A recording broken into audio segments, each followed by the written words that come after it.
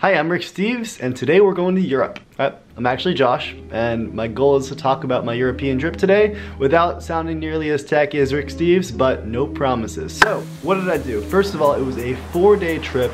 We went to Triglav National Park in Slovenia, followed by 3 days in the Dolomites, which is a national park and an incredible Italian Alps mountain range in northern Italy. First of all, the crew was myself, Cullen, a friend from NYU, and we took 3 trains. It took a total of about 8 hours to get all the way into northern Italy to meet up with Jaka, our friend from Slovenia. So pretty funny, wild story about how we came in contact with Jaka. Jaka is actually a longtime viewer of my videos, and when he saw that I was studying abroad in Florence, he said, hey, if you want to come camping with me sometime, I'd be happy to show you the Dolomites. And lo and behold, I was actually trying to get to the Dolomites, but didn't really feel like trying to organize this complex thing without having to rent a car and do all this planning. So Jaka was basically the ultimate hookup. We FaceTimed to make sure that he was a normal human being that wasn't gonna murder us, and he ended up being super, super awesome. So this trip ended up working out perfectly, even though on paper it sounded like we may have gotten murdered in the mountains. So anyway, we started off by going to Triglav National Park for one night because the weather in the Dolomites was no good, and I loved the idea of going to Slovenia with a Slovenian. So we spent the day hiking this trail called Cinque Torri Trail, and it's this incredible trail along the canyon of the most turquoise river I've ever seen. It looks like it was dyed turquoise. It's that gorgeous and saturated and beautiful, and this park was awesome. There's tons of these rickety bridges that look horrifying, like you would die just trying to step onto it, which is a nice aesthetic if you're not actually crossing them, and that was amazing. Finally, we got back and read our books by the river for a while, cooked some pesto pasta for dinner, and ended the night indulging in some Slovenian cookies, which were phenomenal. When we got up from our night of camping, the entire campsite was surrounded by this gorgeous layer of fog, so I immediately went to the river and shot this nice panorama that I'm pretty happy with. Evenly symmetrical, I'm into it. Anyway, after we got up, we drove off to Dolomites, and it was a 3-hour drive, not too bad, so if you're trying to hit both of them, super, super manageable. So our first day, the weather wasn't great, so we decided to stay with low elevation because we knew it wasn't a great idea to go way high up. Could be snowing crazy, crazy hard.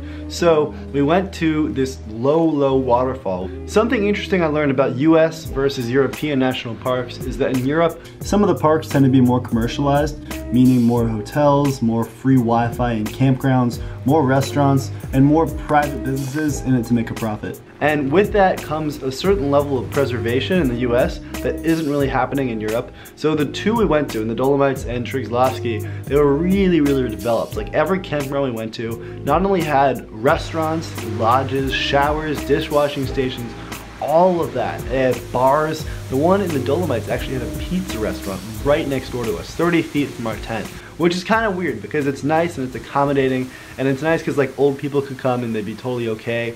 But as a young person, I feel like it just opens it up to tourism a little bit too much, and it didn't feel like the raw, sort of disconnected feeling I like when you go to a US national park. I just cut the video like you just came down from the entire... How was it? A little slippery but gnarly?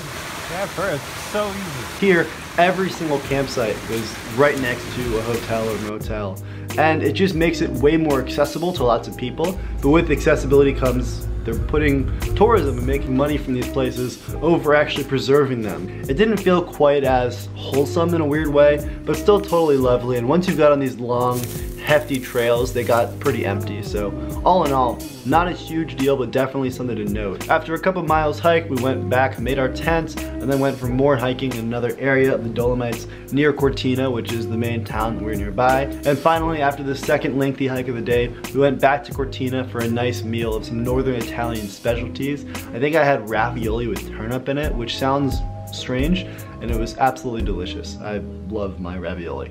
That's honestly a huge thing about the development. So on one hand, it's not really natural. You're not getting this disconnected experience of the US national parks where you feel like you're living in wilderness for a long period of time.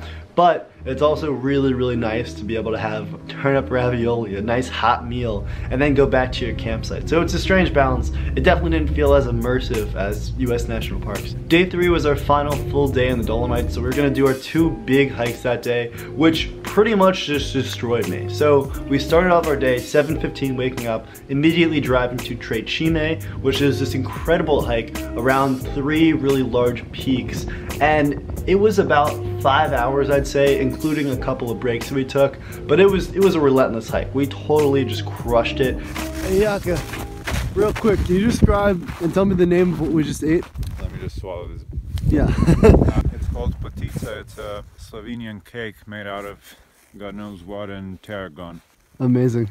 And Yaka and Cullen are in way better shape than I am. So I got destroyed on this hike, and it was a good destroying though, so totally fun. Got some nice photos, and what's cool about the Dolomites is we were so high up, the weather just totally changed from nice and sunny to like snowing pretty hard at times. And it's also awesome, there were all these huts along the way, and apparently they're littered throughout the Dolomites, and you can go and they have stamps that you can get to try and hit all of them, which is super cool. Now at one point we had this crossing where it was an easy walk, but the snow was so hard packed and it was along such a steep hill next to it that you couldn't actually stop yourself if you fell. So it was kind of sketchy. We did it anyway because we knew it'd be a really great hike if we just kept going. And in the end, totally worked out, but definitely pretty sketchy. We made it to some World War I bunkers, which is insane thinking they actually fought in these mountains because it is some really intense terrain, and you totally understand how the winter was the biggest enemy during these wars because it will destroy you. We were going in April where the weather was super nice, or relatively nice. I can only imagine what it was like in December or January. Horrifying. Another awesome thing about these hikes is that we were at such a high altitude, so immersed in everything, that there were just incredible views, 360 degrees at pretty much all times. It wasn't like, oh, here's a cool thing over there. It's like, no, you were just surrounded by excellence, and that was incredible. So much beauty. Anyway, took our one group shot of the trip because I feel like you have to do one and that's all you need. And then right around the end of the hike, we saw this entire area covered with all this inukshuk. Inukshuk's what I call it, but Yaka and Cullen were calling it something different, so I'm curious what you guys call it. Leave a comment down below and we'll get to the bottom of this once and for all. I think it might have two names though. Make your mark on the Dolomites. Bam. After this hike, I had what was undoubtedly the most scenic peanut butter and Nutella sandwich I've ever eaten in my entire life.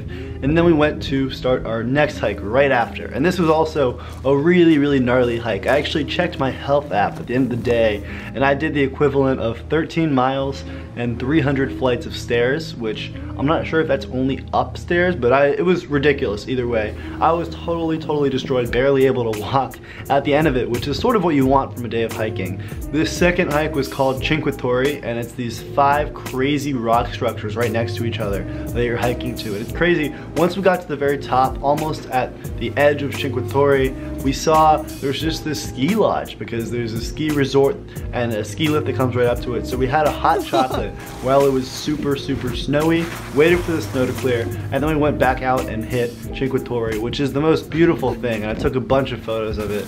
And of course, getting down there, we could have walked, but we decided it'd be way more efficient to slide.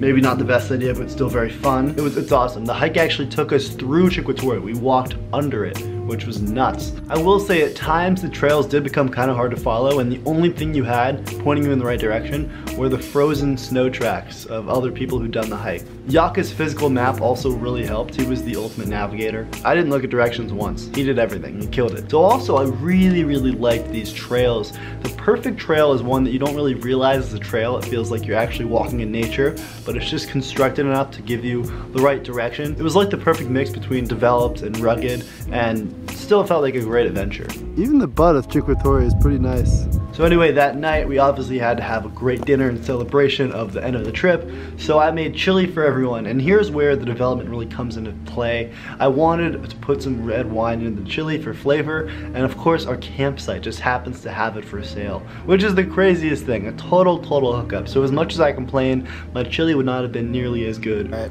we got a little chili operation going tonight. We don't have a table at this campground, so we are cooking on the ground like humble men.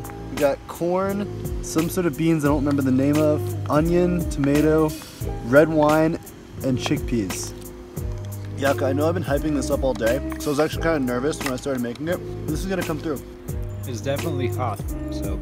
Oh man, no way. Anyway, that was my Dolomites trip. Huge thank you to Yaka and Cullen for making this trip absolutely amazing. One of the best trips I've ever had. Such an adventure, and that's pretty much the golden standard for a great trip. I want to feel like I'm in danger. I want to get some good exercise, I want to get some good photos, and I want to have an excellent time. And all of those things were met in surplus on this trip, so it was incredible. Be sure to subscribe, guys, for more videos. You can also check out more of my Dolomites photos on my Instagram, link to that over here. And if you liked any of these photos, I also have prints for sale, my best shots on my website, so definitely check that out if you are curious. And that is all I have to say. Thank you guys so much for watching, and I will see you eventually. Also, one last thing, you may have noticed the entire video is pretty much iPhone footage, and I know that's no good, so I finally bought this new camera, which is a tiny pocket-sized Canon G7X. So I'm gonna be replacing my iPhone with this, and hopefully has better video and audio. It definitely will. So yes, no more iPhone footage, guys. I know, it's been too long.